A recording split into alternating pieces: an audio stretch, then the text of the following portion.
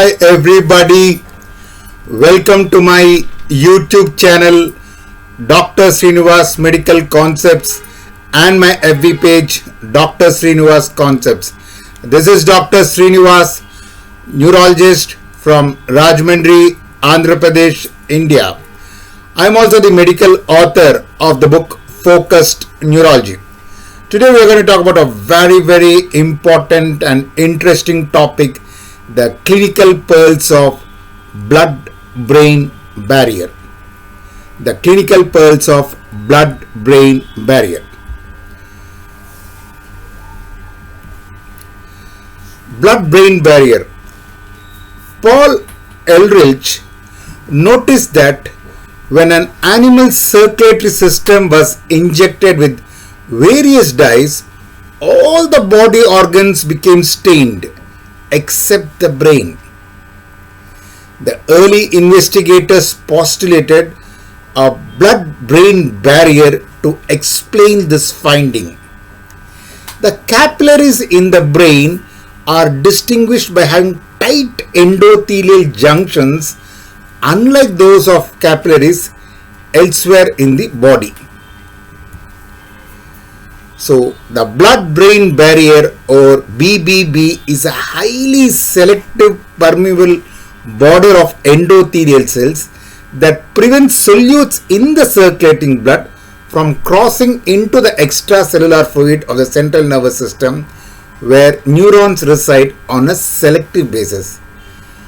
Large molecules, lipid insoluble substances, therefore cannot cross the blood-brain barrier and enter into the brain. Thus, blood-brain barrier is a protective barrier so that it does not allow the toxins in the blood to get into the brain and cause injury to the brain. And how is the blood-brain barrier formed? The blood-brain barrier is formed by the endothelial cells of the capillary wall, the astrocyte end feet, and the pericytes embedded in the capillary basement membrane. So basically they are formed by the endothelial cells of the capillary wall, which are very tight, which does not allow toxic substances, large molecules, lipid insoluble substances to enter from the blood compartment to the brain compartment. And another important feature of the blood-brain barrier is that the brain capillaries have a higher number of mitochondria than do capillaries elsewhere in the body. That's why high altitude cerebral edema occurs, because when a person goes onto a high altitude place, the person develops hypoxia, which affects mitochondria and disrupts blood-brain barrier. It's known as HACE, high amplitude cerebral edema. So this is the diagram explaining the tight junctions between the endothelial cells. That's the catchword. We have the endothelial cells of the capillary lumen, that is the blood. We have the basement membrane and the foot process of the astrocytes. But it is the tight junctions between the endothelial cells which does not allow large molecules, lipid insoluble substances or toxic substances to enter into the brain from the blood. They are tight junctions. Elsewhere, the junctions are not tight between the endothelial cells, like liver sinusoids or glomerulus or spleen. But in the brain, they are tight and does not allow substances from the blood to enter into the brain, therefore forming a blood-brain barrier which is protective in nature. Selective transport of substances. The ability of the solutes to cross the blood-brain barrier depends on their size and solubility, lipid soluble. Small molecules enter the CNS more easily than do large molecules. Substances that are highly lipid soluble, such as oxygen, carbon dioxide, and volatile anesthetics, enter more easily than do those with low lipid solubility. Very important. Brain depends so much on oxygen and glucose as nutrients for its survival, and therefore nature has designed measures so as the brain to get a constant inflow of oxygen and glucose. So oxygen is highly lipid soluble, therefore breaks the barrier of the blood-brain barrier and enters into the brain, and therefore forming as an important fuel to the brain. Likewise, oxygen also has got a special transport system which I will be talking in few minutes from now, and therefore it also enters the brain. So oxygen and glucose are vital for the brain, and therefore nature has given them a special ability to enter into the brain in the form of oxygen being lipid soluble and glucose having a special transport system. A very important point to be note, alcohol and nicotine are highly lipid soluble and are easily transported into the brain. That's why persons who are alcoholic develop easily alcoholic intoxication and the CNS effects of alcohol. Likewise, a person immediately as he smokes, he gets a kind of dizziness and nicotine effects of the CNS, because alcohol and nicotine are highly lipid soluble and easily enter into the brain from the compartment of the blood because they are highly lipid soluble. So alcohol intoxication and side effects of nicotine, CNS side effects of nicotine are very common because they are highly lipid soluble. Substances highly bound to serum proteins are unable to penetrate the blood-brain barrier. As I said earlier, glucose is very important and vital for the brain.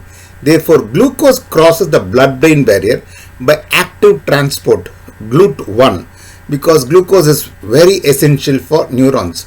So glucose crosses the blood-brain barrier easily, breaks the blood-brain barrier and enters into the brain by active transport through GLUT1, because glucose is very essential for neurons. Water has an anomalous structure that allows it to pass rapidly through endothelial cells. Many antibiotics cannot gain access to the CNS unless the meninges and the blood-brain barrier are damaged by inflammation. So normally when we give antibiotics, it cannot enter into the brain. But in conditions like meningitis, meningoencephalitis, where the blood-brain barrier is broken down, antibiotics enter easily into the brain. So again, that is a very important clinical point. So if the blood-brain barrier were to be tight, even in diseases like meningitis and encephalitis, then even if we give antibiotics, if they don't enter into the brain, it's going to be disastrous for the patient. So though the blood-brain barrier does not allow the antibiotics to penetrate into the brain, but once there is infection and inflammation of the brain or meninges like meningitis and encephalitis, the blood-brain barrier is broken down and therefore antibiotics enter easily, and therefore person recovers with antibiotics. So this is a very important clinical point. Another important clinical point is that Parkinson's disease we treat with L-DOPA, not with dopamine. Why is it? Parkinson's disease is treated with L-DOPA because the blood-brain barrier excludes dopamine, the compound really needed.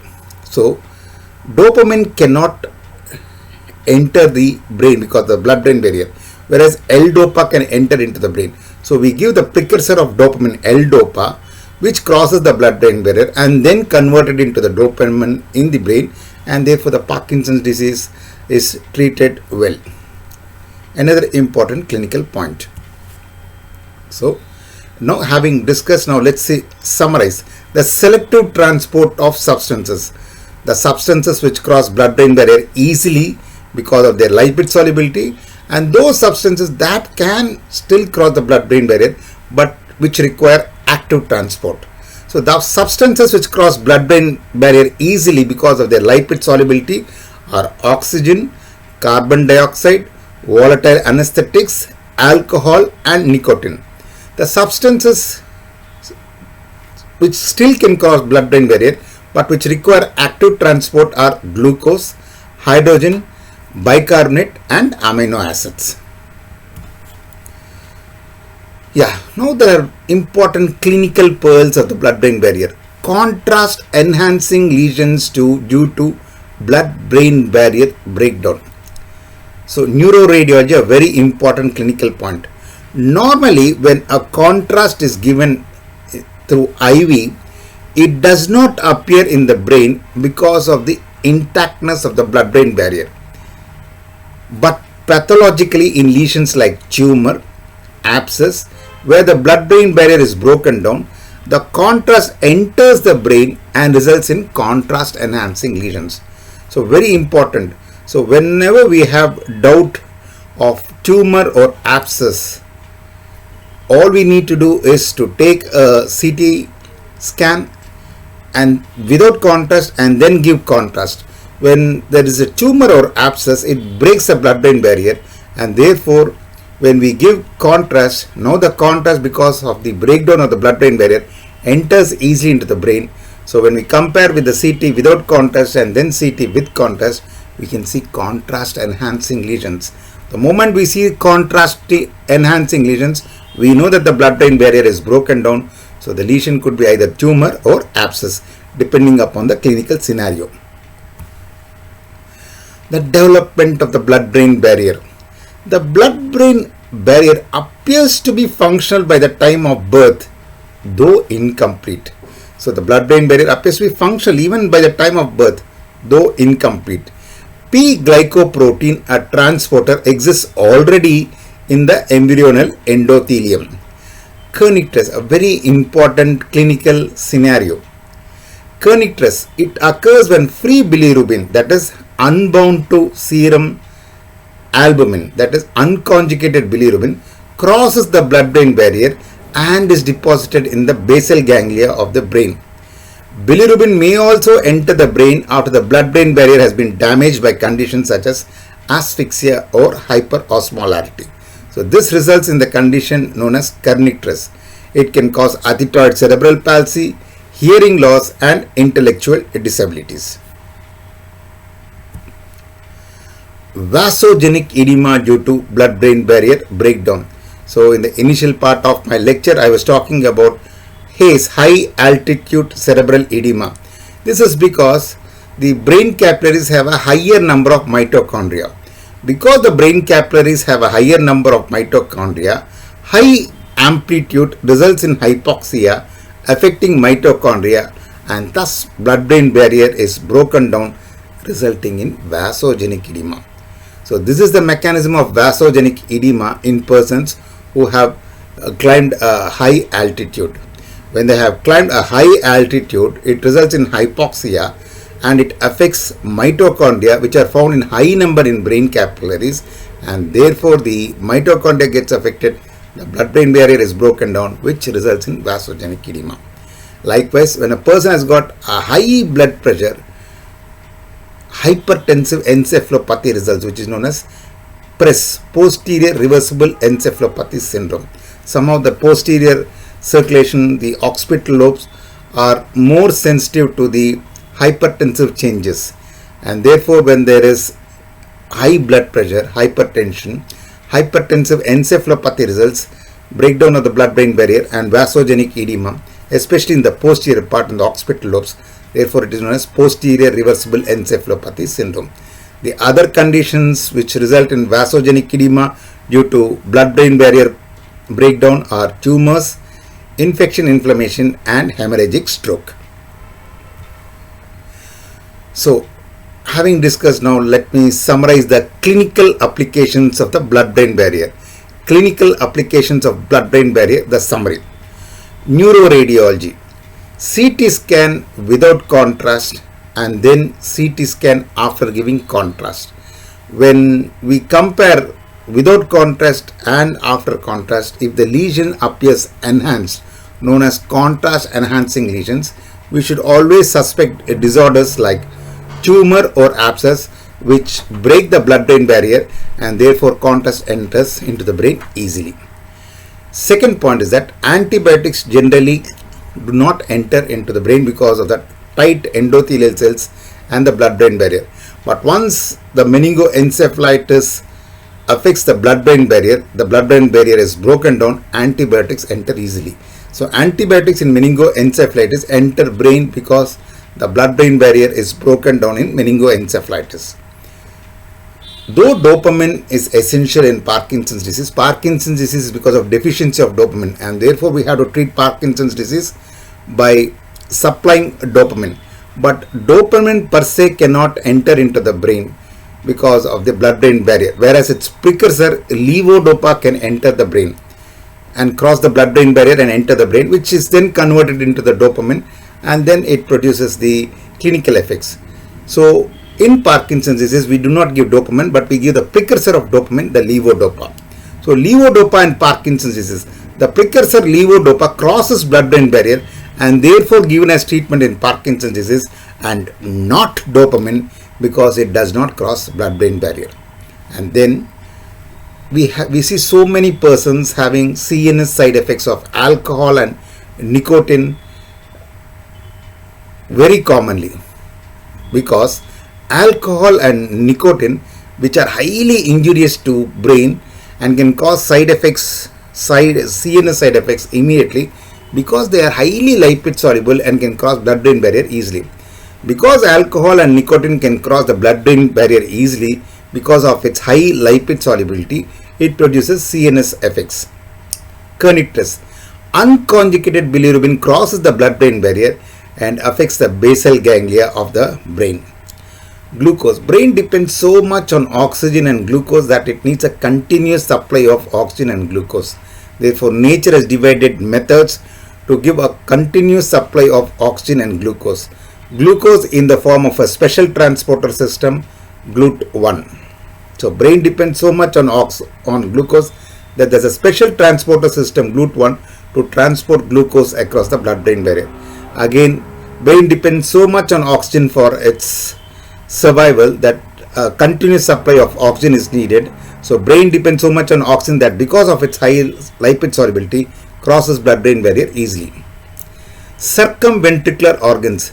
Some areas of the CNS lack a blood-brain barrier known as circumventricular organs. Their capillaries have fenestrations instead of tight junctions. Circumventricular organs are individual structures located adjacent to the fourth ventricle or third ventricle in the brain and are characterized by dense capillary beds with permeable endothelial cells, unlike those of the blood-brain barrier. So there are certain structures of the brain which lack a blood-brain barrier. They don't have tight endothelial junctions. They have permeable endothelial cells, so that the substances in the brain can enter, substances in the blood can enter into the brain. One. Second, brain also can sense the hormonal fluctuations of the blood because the endothelial cells are permeable. Because of these two reasons, the circumventricular organs plays a vital role. So what are the structures which lack the blood-brain barrier, the circumventricular organs? First and foremost, the most important is area postrema. Area postrema is present in the fourth ventricle. The important clinical application of area postrema is that many drugs produce nausea and vomiting as a prominent side effect because the lack of the blood-brain barrier allows unfettered access directly from the bloodstream to the area postrema and chemoreceptor trigger zone. We have a lot of drugs, they may be harmful. So again, nature has devised methods to cause nausea and vomiting so that we can get rid of these drugs. And how is it possible? How are these drugs, especially the chemotherapeutic drugs, the drugs used in cancer, they are highly they highly produce nausea and vomiting. What is the mechanism? These drugs go and enter the area postrema and chemoreceptor trigger zone easily because they don't have tight endothelial junctions. The endothelial junctions are highly permeable. So these drugs enter from the blood into the brain, that is area postrema and chemoreceptor trigger zone, and start triggering nausea and vomiting. So very important point. If the blood-brain barrier were to be intact in the chemoreceptor trigger zone, then these drugs do not produce nausea and vomiting, and then the harmful side effects of these drugs may occur. The other structures are subfornical organ in the anterior wall of the third ventricle, median eminence of the hypothalamus, choroid plexus, organum vasculosum lamina terminalis, pineal gland, posterior pituitary gland. But what are the clinical applications of these structures? So there are two important functions of circumventricular organs, either sensory circumventricular organs or secretory circumventricular organs. Sensory circumventricular organs. Permeable capillaries of the sensory circumventricular organs like area postrema, subpharyngeal organ, vascular organ of the lamina terminalis enable rapid detection of circulating signals in the systemic blood. And therefore, if they find the harmful drugs, they can produce nausea, vomiting, as I just discussed. And the second important function of the circumventricular organs is secretory circumventricular organs. While those of the secretory circumventricular organs like median eminence, pineal gland, pituitary lobe facilitate transport of brain-derived signals into the circulating blood. For example, pineal gland produces melatonin. If the blood-brain barrier were to be intact, then the pineal gland, the secretion of the pineal gland, namely the melatonin, cannot enter into the bloodstream and produce its effects. Likewise, pituitary lobes, the hormones cannot enter into the blood if the blood-brain barrier were to be intact. So, therefore, pineal gland, pituitary gland, and median eminence, they lack blood-brain barrier, so that it facilitates transport of brain-derived signals into the circulating blood, like hormones and other chemical substances. So, conclusion. So, what are the two important functions of the blood-brain barrier?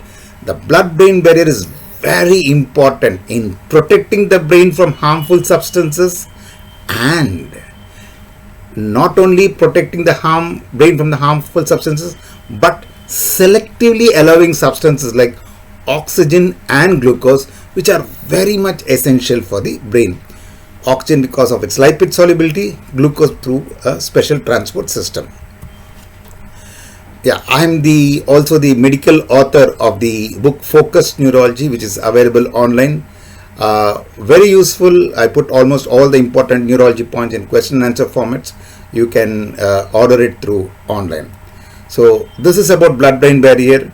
I've really enjoyed giving a lecture on blood-brain barrier, the clinical pearls of the blood-brain barrier, and I hope you have also enjoyed listening to my lecture. If you have any suggestions or comments, kindly post onto my YouTube channel. But please like and subscribe my YouTube channel, Dr. Sreenivas Medical Concepts, and my FB page, Dr. Sreenivas Concepts. Thank you. Bye.